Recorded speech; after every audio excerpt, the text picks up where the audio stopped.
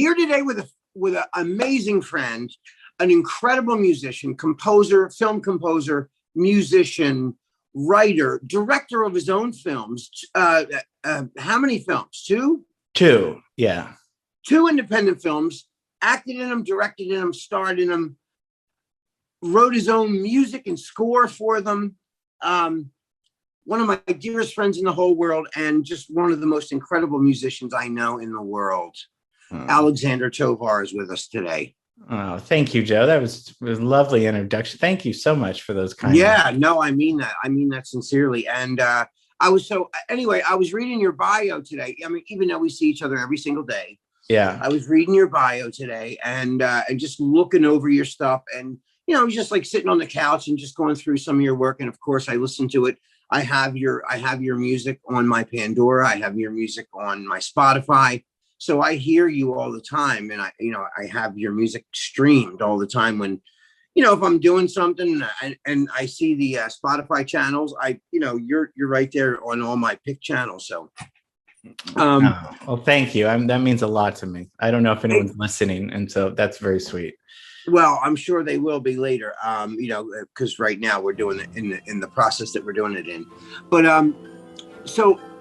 You are an Angelino, grew up and born and raised here. And I know that a lot of you are a dyed in the wool Angelino. And I love that. Also, I love that about you, that you have that, pride and knowledge of history of, Los Angeles, and your films revolve around iconic images within Los Angeles. And, I even watched your trailer again last night for, Nothing in Los Angeles. Oh, thank you. Yeah. And it was just, it made me love it all over again. It made me want to see the whole movie again, because like I said, Ling and I were sitting on the couch and and every time something would come up, I go, come here, you got to see this. So, oh, cool. We'd share the phone and she'd watch it.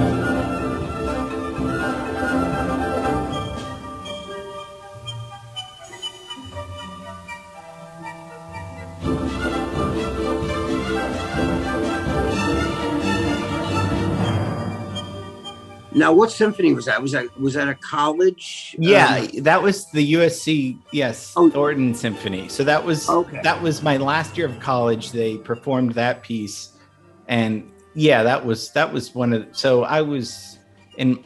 I wrote a draft of that piece probably when I was 19, and then they performed that. I had rewritten it, and they performed that when my last year of college. I was in my early 20s or something, and that was a huge honor. That was one of the best nights. They're a great orchestra, and each year they do they select mostly graduate students. So I was one of the only. There was another undergraduate as well, and so it was a big honor for them to open their concert with my short little piece. And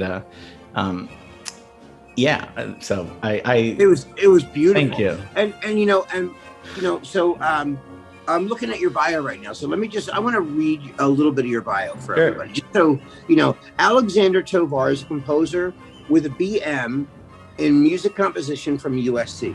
He's worked for artists such as Philip Glass, Gustavo Dudamel, Van Dyke Parks, Nico Muhly, and Elton John. Elton John, I did not know you worked with Elton John. That's amazing. His music has been played and performed all over the world, including at the Cannes Film Festival and winning Best Score at the Milan Film Festival Awards. Alexander was born in 1984 in Los Angeles to a musical family. By age 10, he had written his first opera and soon began formal training in piano, trumpet, and guitar. You went to Alexander Hamilton High School playing trumpet in the prestigious jazz band. By his senior year, he had written a piece for full orchestra which caught the attention of Robert Kraft, the current president of Fox Music. Wow. Mr. Kraft introduced Alexander to Philip Glass, who asked him to come to work for him in New York City. Fresh out of high school, Alexander moved to New York City to work for Philip Glass and Nico Muhly. Later, he returned to Los Angeles, studying philosophy at PCC and then transferring to the University of Southern California, getting his bachelor's. Is that BM? Bachelor's? Yeah. Bachelor's of Music, yeah. Yeah, Bachelor's of Music and Music Composition. In college, his piece, Eudaimonia, am I pronouncing that right? Yeah. Was selected on the New Music Orchestra concert conducted by Donald Crockett and broadcasted live on 91.5 KUSC.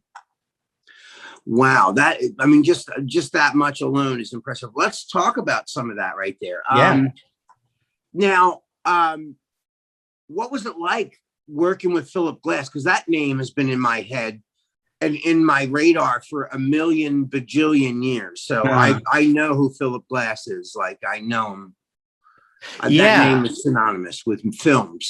Yeah, he had a real extra importance in my life because he was probably the first composer that I heard in high school that made me want to be a composer. So my dad introduced me to him probably at a young age, and around ninth grade of high school, I would take the bus, and it was a long bus route, and that's really when I started listening more to classical composers, and I got more into Philip Glass. And so he was probably the first composer that I heard that made me want to be a composer. I had heard of him before, but I really wanted to be a jazz trumpet player.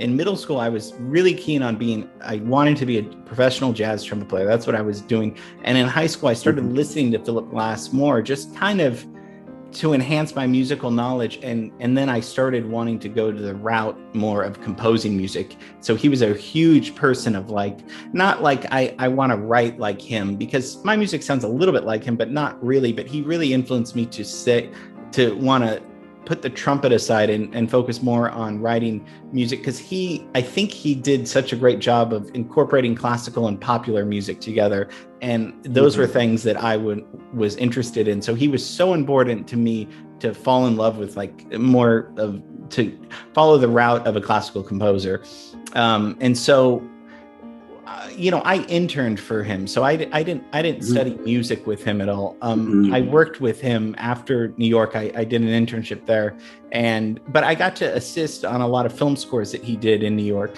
So I was 19 out of high school, so my friends were kind of getting accepted into colleges, and I didn't get accepted to a lot of them. But there was a mentorship program at my high school. And my mentor was Robert Kraft, and he was really a sweet guy and knew how much I liked Philip Glass. And they had a meeting about a film score happening, and he was nice enough to say, why don't you come to the meeting and just, come to Fox and meet Philip Glass. So and I inquired if there were internships at his studio, and he said, yeah, if you want to come. So it was a great way. So I moved from LA after high school to New York and interned there for about 3 or 4 months every day in a studio.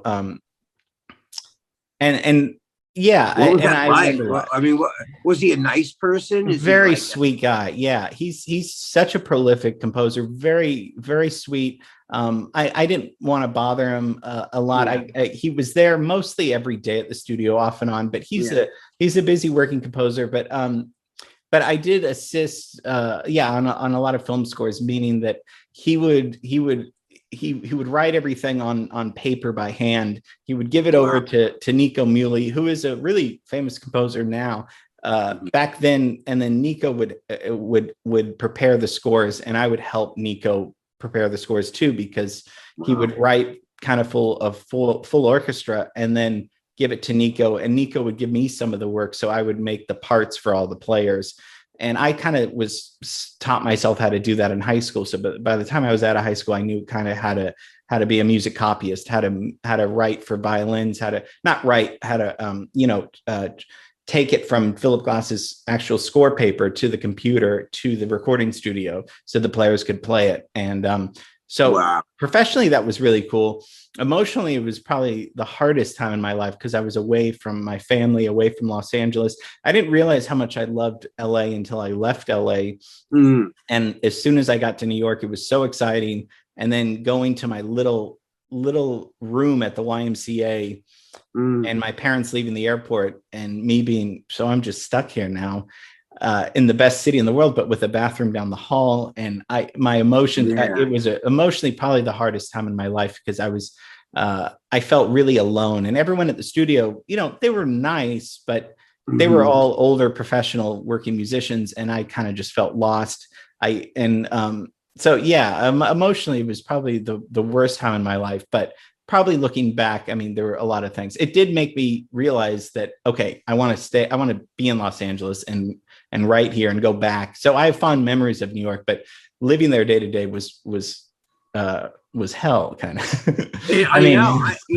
I live right next door to New York. We're only an hour and 20 minutes away from New York and Philly. And I can't take New York for too long. I have to even Philly, which is a big city itself. You just feel like when you leave New York, you're just beat up. Yeah, that's exactly what it is. You feel like beat up. You feel like you just got your ass beat or something. Yeah. And coming from just a privileged, like sunny California life in a sense, with like a nice middle class home, and here with my parents, it was a hard adjustment. I think people that are born and raised there, they that's all they know, and so they don't feel the gravitational pull of it. Like they already got their New York sea legs because they were born into it. I understand that. But it must be really incredible for you because it toughened you up in a way because and it built some of your characters and this, all these things sometimes we don't grow until we're uncomfortable. There's no our best creativity is not under comfort, it's under duress. It almost is like and it makes you appreciate the things that you do love all the more when you come back to them. So that's said. Amazing. Tell me about your interaction with Elton John and how you after college I met I was looking for work and I emailed just every composer, probably hundreds and hundreds, just saying, do you need an assistant? Do you need, that was just like my full-time job after college. I remember just waking up really early and just, and sending, just anybody that would respond. And Van Dyke Parks is a composer, worked a lot. I did a class on him. My brother introduced me to his music, and he's kind of really, a musical maverick. Him and Brian Wilson created the Smile album right after Pet Sounds in the 60s. Oh, right. And so he's kind of, he's still alive. He's a living legend. He was responsible for a lot of the great music in the 60s, but a lot of his, and he was one of the ones that responded to my emails, and he said, hey, I really like your music. I don't have that much, but you seem like a nice guy. Do you want to come over? And going over to his house for the first time, he was just such a welcoming, great guy who had tons of musical stories, who co-wrote with Harry Nilsson, with John Lennon. He had such, and so he was hired to do an album for Leon Russell and Elton John that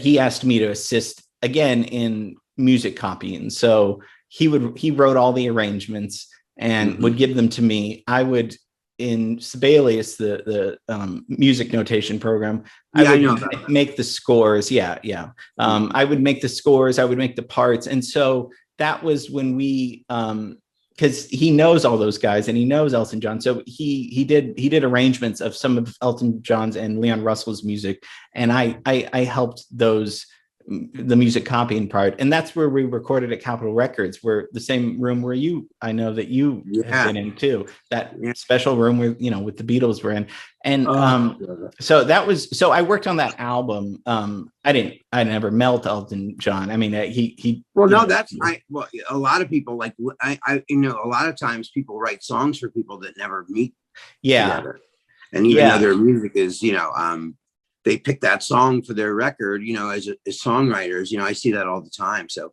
no, I understand where you're coming from, but I mean, just the fact that you were involved in all people don't realize how much preparation is involved and how many people are involved. Exactly. Beyonce doesn't play bass. Right. Beyonce doesn't. She doesn't know. She doesn't know how to do engineering. Exactly. So everybody, even though Beyonce's the only physical structure you see in the video, right? She's kind of like the final piece in the whole cog of the puzzle. Right. So I understand completely where you're coming from as when talking about people that you've been involved with. Right. I know exactly what you mean, but that's impressive. That's amazing. Oh, thank you. Yeah, I mean, creatively, it was more like a music preparation, thing. Yeah, so creatively, I wasn't really doing much, but I was putting in my time, and it was a good experience. So people were waiting for what you had for them. So without you, there would, what I mean? Like without you, it wouldn't have got there. So you were part of making it all arrive where it was supposed to go, and that's what everybody. I mean, that's why there's 5,000 people on a film crew. I mean, exactly. That's why the credits now are 20 minutes long. In a movie these days. Especially like anything with a lot of high special effects and stuff. Like you have all those matte painters and Yeah. I mean that just gets crazy. Yeah. But so you came back from New York to LA.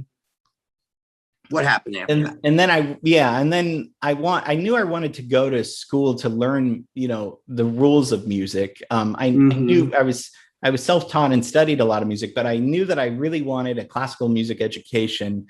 And I really knew that I just wanted to go to USC because they're one of the, best music schools in the world, USC. And I'd always that was always my dream. So I went to Pasadena City College for about a year and a half to transfer to USC to try to get in there because I was always I just knew that was the place that I wanted my music education. And so when I transferred in there, I got in and it was really, they never take transfer students. So I still don't know how I got in there.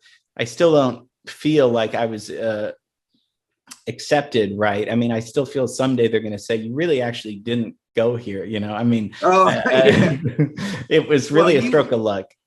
I'm sure you deserved every thank you. But I'm sure. I am absolutely certain you deserved everything that everything. Thank you. But I mean, I went in there not knowing about music, but I went in there really, people were so much smarter than me. I mean, and that's where, and it forced me to learn a lot because I kind of thought, hey, I'm a composer. I'll just go to school to study composition. And it was like, there's composition as one class, but you also have theory, you have ear training, you have music history, you have counterpoint. And I was so out of shape and out of practice. Well, actually not even out of shape. I didn't know all of those things. So I had to quickly learn. And I was around students that had spent their whole life in, going to high school conservatories, studying music. So they were way ahead of me. So I always felt behind. I always felt, they were brilliant classical pianists. They were already they were a few years younger because they were out of high school. So it was a great experience there, but I had to, I always felt inadequate and like I worked so hard just to not look like a fool. I mean, that's kind of my whole thing is to work so hard just to not even be the best, to work so hard just to feel like I should be standing here with the other people, just to feel, a part of them. Well, you're very humble because, and it's funny. We're all so self-conscious about our abilities, especially when we're around people that we feel that we're our influences almost, it's very humbling and you feel it very quickly, like, and that's where all that self-doubt comes in. You're like, oh my God.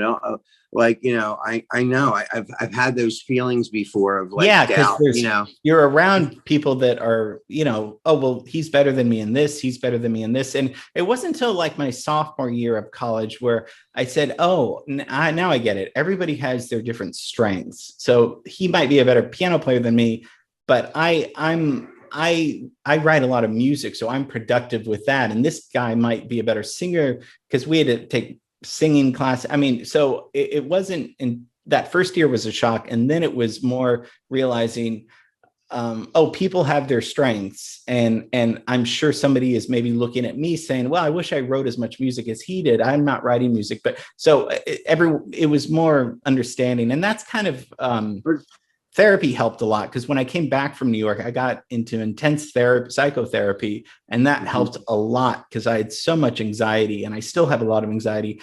And growing up with tremendous sensitivity and anxiety that's what was so hard about adjusting to New York, because and part of the reason why I joke a lot is because I'm extremely shy and extremely sensitive. And so I try to not cover that up, but suppress it sometimes. And so I understand that. Yeah. Yeah. I mean, so therapy helped a lot. So understanding that I was in an environment where people were better at me than this, and that's great for life, because as we always say, there's always somebody better, and there's no, in our mind as kids, just get used to that fact, just like get comfy with that, because and instead of putting yourself down, you think, well, okay, yeah, maybe this person has a better strength, but you have this strength that this person doesn't. It's all kind of, even within the same field. I know, I hate when people compare drummers, or like compare like, oh, this drummer's not as good as the drummer they hired later, and you're like,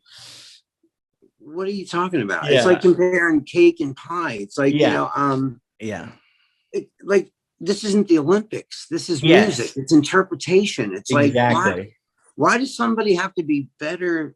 It's like, I don't know. It's just, music all came from this heartfelt expression. And that you're trying to reach out to other people, that maybe you can touch someone's heart and soul with something that you created. And to put it into a football situation, it's just so, it doesn't make sense to me. It never did. It never made sense to me. I never understood that. Like, I could never understand that. No, and that's a great analogy. The sport, we're not in sports. Sports, there is a winner. There is a team that wins. There is the fastest runner. And that maybe, but with art, it's much more of a gray area.